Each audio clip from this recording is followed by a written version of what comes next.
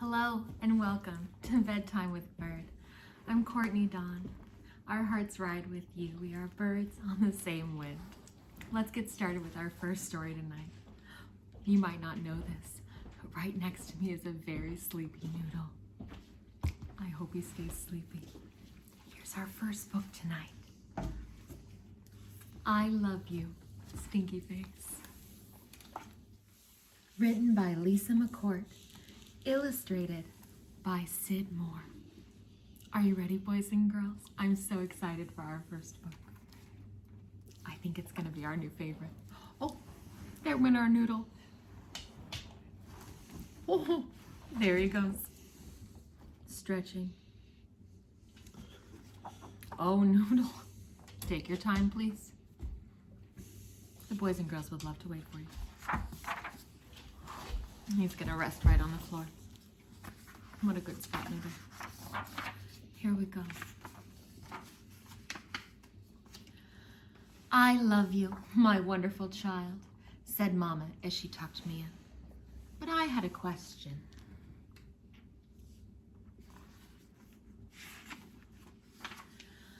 Mama, what if I were a big scary ape? Would you still love me then? Oh, what a good question. Kids always have the best questions, don't you think?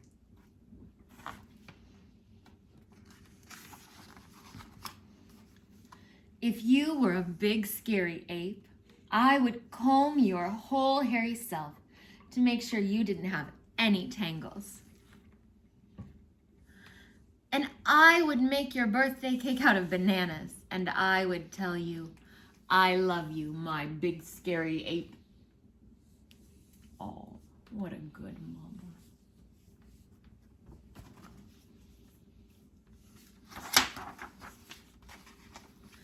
But Mama, what if I were a super really smelly? And I smelled so bad, my name was Stinky Face. Oh my, Stinky Face. What if they smelled that bad? What do you think? You think their mama's still going to love them? Then I would give you a bath and sprinkle you with sweet smelling powder. And if you still smelled bad, I wouldn't mind. And I would hug you tight and whisper in your ear, I love you, Stinky Face. Oh, what a good mama.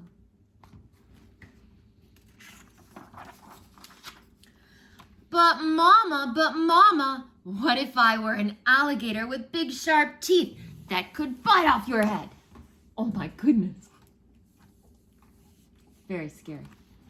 Very scary.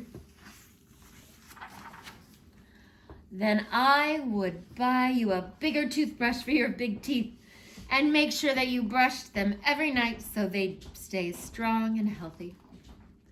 And if you had a sore throat, I would stick my head right inside your enormous jaws to make sure you were okay. And I would say, I love you, my ferocious alligator. What a good mama.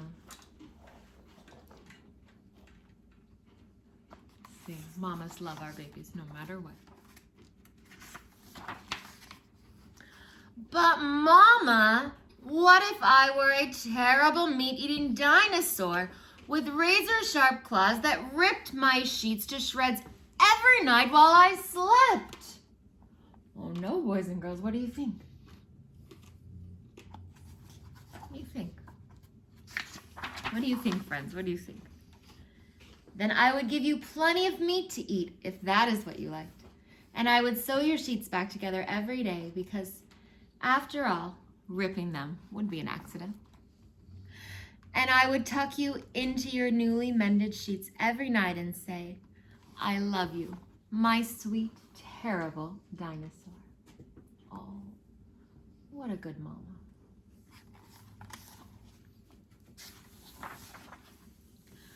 But Mama, what if I were a swamp creature with slimy, smelly seaweed hanging from my body and I could never leave the swamp or I would die? Oh, no. It's very dramatic. Then I would build a house right next to the swamp, and I would stay with you and take care of you always. And when you splashed to the surface, I would say, I love you, my slimy little swamp monster. Oh, what a good mom. What a sweet swamp monster. But mama, what if I were a green alien from Mars and I ate bugs instead of peanut butter? Maybe they're delicious bugs. Some bugs are delicious. Then I would dress you in colors that showed off your nice green skin. And I would pack your lunchbox with beetles and spiders and ants and grasshoppers and the tastiest bugs you ever had. And I would pack a note with all the bugs that said, I love you, little greenie. Bon appetit. Well, that's lovely. Julia Child would be proud. But mama, what if I were a cyclops and I had just one big gigantic eye in the middle of my head? Oh, what a lovely eye it is. Mamas don't mind how many eyes you have. We love all your eyes just the same. Then I would look right into your gigantic eye and say, I love you, my little cyclops. And I would sing you a lullaby until your one gigantic eyelid got droopier and droopier, and until it finally closed and you fell fast asleep. Rock-a-bye, little cyclops, close your little eye. Oh, what a good mama. That's what I imagined she would say. I love you, mama. And I love you, my wonderful child. Oh, the end. Wasn't that a wonderful book? I was right. It is one of my favorites. It turns out I remember this book. I used to read this to my daughter when she was little. I'd forgotten my brain. Isn't that funny? What a good book. I Love You, Stinky Face by Lisa McCourt, illustrated by Sid Moore. Thank you so much. All right, let's go to our next book tonight, shall we? Our next book is Stuck. Has anyone felt stuck lately? We've been stuck inside our houses for a long time now. It's gonna be hard. Have you ever gotten anything stuck before? Have you ever gotten anything stuck inside your closet or under your bed? How about in a tree? Well, in this story, our friend gets a couple things stuck in a tree. Let's learn all about it in Stuck by Oliver Jeffers. Here we go. I think this story starts with a kite. Dedicated to those who were there, Papa Rosebud, Dave Bud, the brother, the other brother Arn, Chester, and Sam. It all began when Floyd's kite became stuck in a tree. He tried pulling and swinging, but it wouldn't come unstuck. Uh-oh.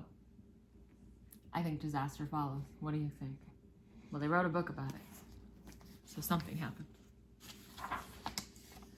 The trouble really began when he threw his favorite shoe to knock the kite loose. And that got stuck too. Now we have two things in a tree.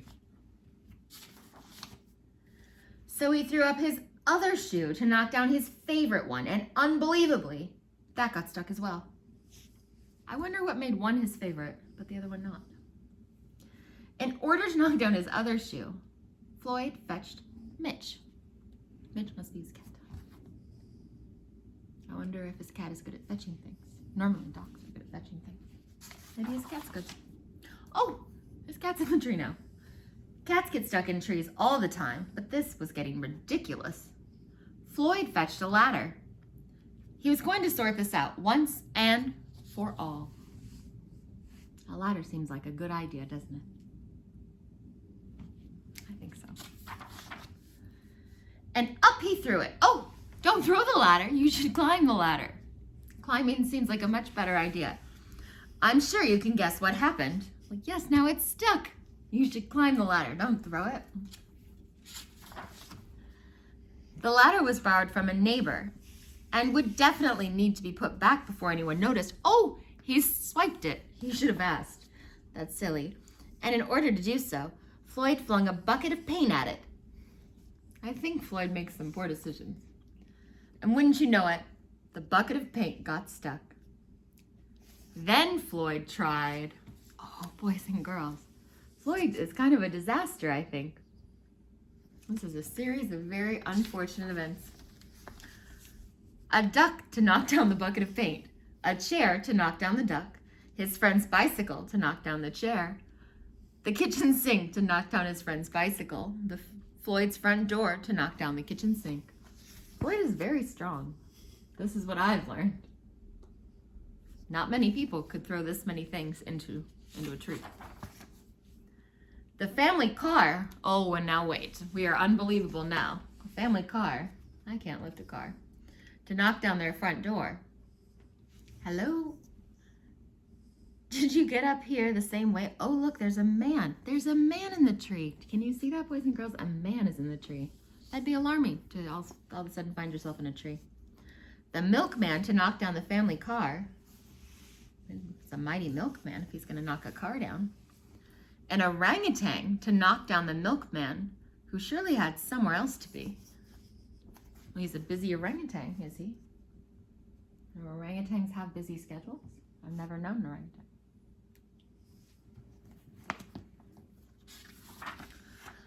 A small boat to knock down the orangutan. A big boat to knock down the small boat. A rhinoceros to knock down the big boat. A long-distance truck to knock down the rhinoceros. Where do you get a rhinoceros on short notice? Can you have one delivered? I mean, where do you just grab one? The house across the street to knock down the long-distance truck. He's very strong. Why can't he just pick up the tree then and shake loose his kite? A lighthouse to knock down the house no longer across the street. Hi, what are you doing? The whale talks. I like that. A curious whale. Oh, because he's a curious whale. I like it. In the wrong place at the wrong time to knock down the lighthouse. He definitely was in the wrong place at the wrong time, wasn't he? And they all got stuck. They're all stuck, just like we're stuck. Everybody's stuck. All stuck in that tree. All stuck together. I love it. A fire engine was passing and heard all the commotion. The firemen stopped to see if they could help at all. And up they went. First the engine. Can we help at all? Followed by the firemen, one by one.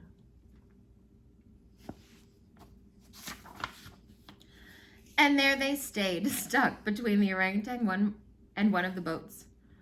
Firemen would definitely be noticed missing, and Floyd knew he'd be in big trouble. Then he had an idea, and he went to find a saw. Uh-oh. I suspect I know what his idea is. Do you guys know?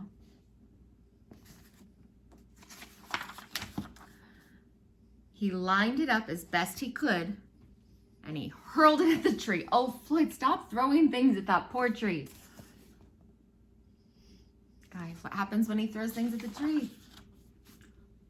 And that was it. There was no more room left in the tree.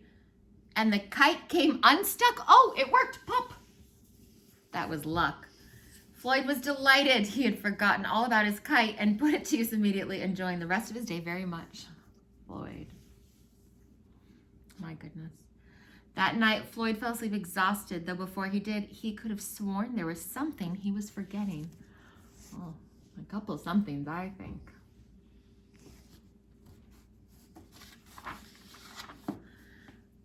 Hang on a minute, lads. I've got a great idea. Oh, the fireman said. The end. Isn't that a fun book, boys and girls? Stuck. Should we sing a short song together? This was one of my favorites as a little girl. I'm a little teapot, short and stout. Here is my handle, here is my spout. When I get all steamed up, then I shout, tip me over and pour me out. Do you guys know that one? It's a fun one, isn't it? All right, should we read our last book tonight? All right, our last book, because of our breakfast this morning, is called Pancakes, Pancakes by Eric Carle. Little Bird, she requested pancakes this morning, so when I went to look for books, I was still in the mood for pancakes. Whoa! Turns out, someone's at the door. I'm gonna let producer Chris get there. Hopefully, he'll take care of Noodle as well, and we'll start our last book. Pardon us. Pancakes, Pancakes by Eric Carle. It's always lively here, isn't it, guys? All right.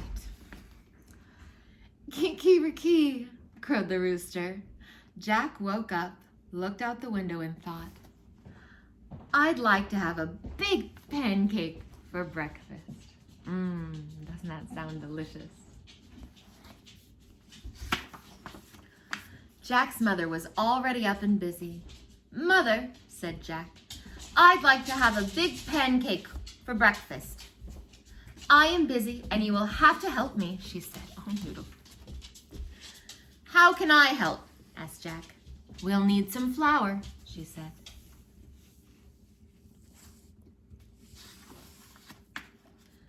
Take a sickle and cut as much wheat as the donkey can carry. Then take it to the mill.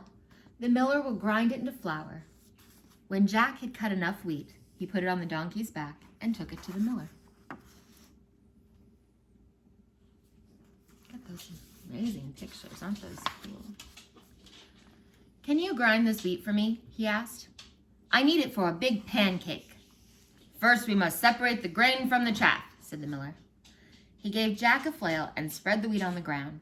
The miller took another flail and began to beat the wheat with it. Jack helped with the threshing, and soon there was a big pile of straw and chaff and a small pile of grain. Now I have to tell you a secret. If Little Bird had had to do all of this, she would not have gotten pancakes this morning. She'd have been like, no, I'm good.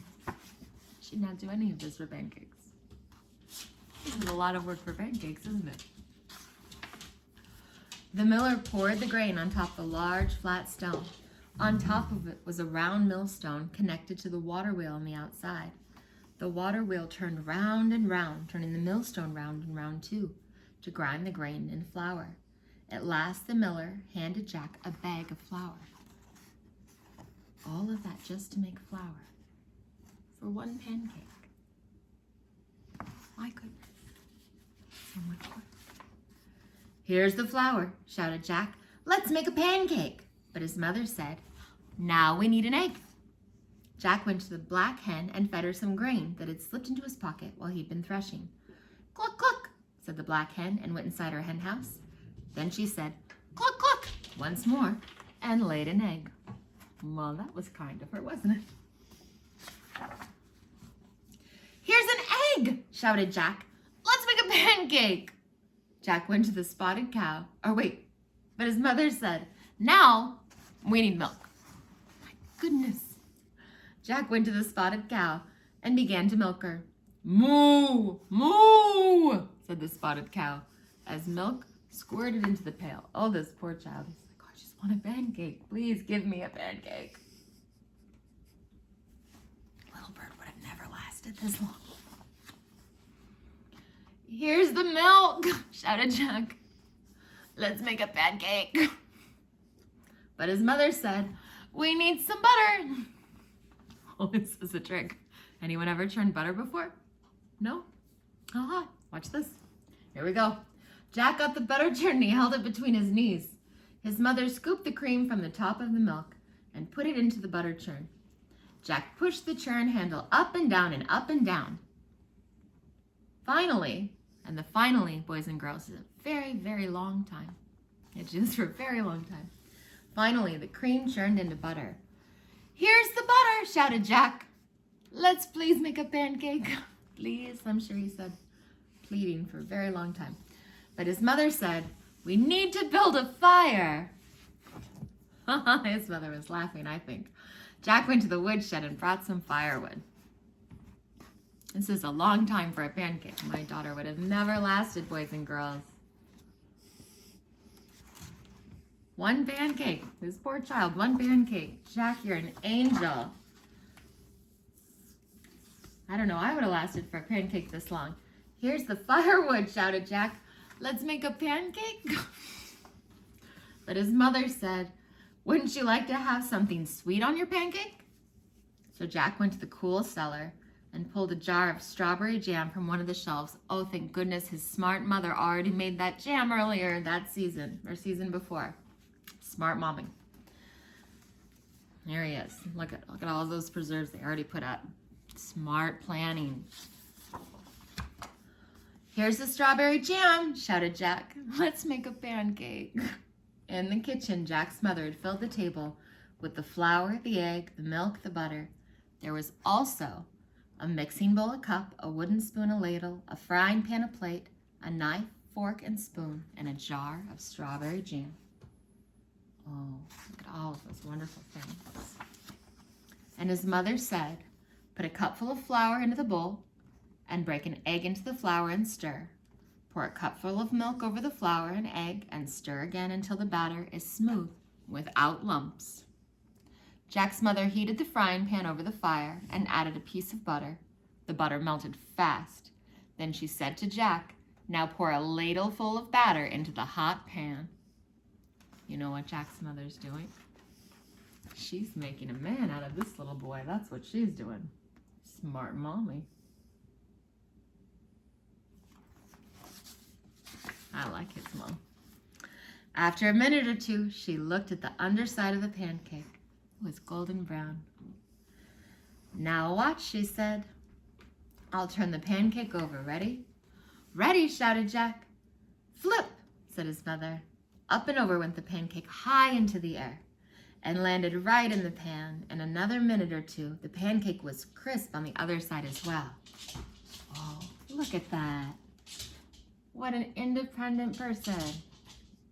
I love it. He made his own giant pancake. Out of flour, he milled himself. That is amazing, boys and girls. And she slipped the pancake from the frying pan onto the plate and spread some strawberry jam on it. And now Jack, his mother started to say, but Jack said, what do you think he said, boys and girls? I think I can guess. I think I can guess. I know what kind of boy Jack is. A person Jack is. I know what kind of person Jack is. Oh, Mama, I know what to do now.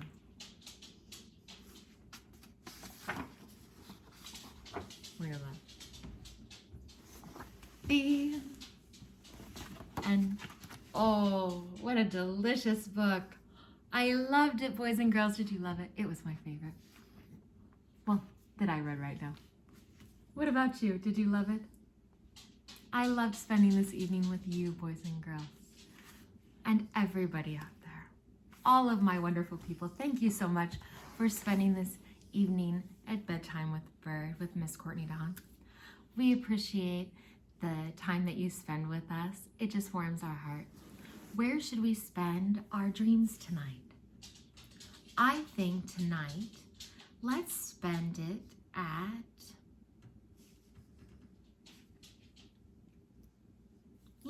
in a castle. How about that? Let's pretend that we are in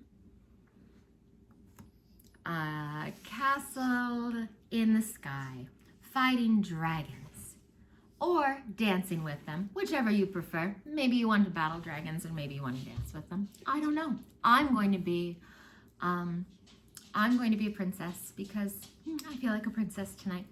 So I will be a princess in a big ball gown because I feel like dancing and I don't feel like fighting. So I'll be dancing with dragons. You'll find me in a big giant yellow ball gown with a yellow big giant princess hat on. There'll be some flowers on it, I'm sure. Come up and say hello. So right before you fall asleep, make sure you remember to think about where we're going to meet in our dreams, all right? I'd love to see you there. And you can find us on Facebook, Instagram, and Twitter at 8 p.m. Pacific Standard Time each night, Monday through Friday. We'd love to hear from you. Again, this is Bedtime with Bird, and I'm Miss Courtney Dawn. Our hearts ride with you, rare birds, on the same whim. Good night.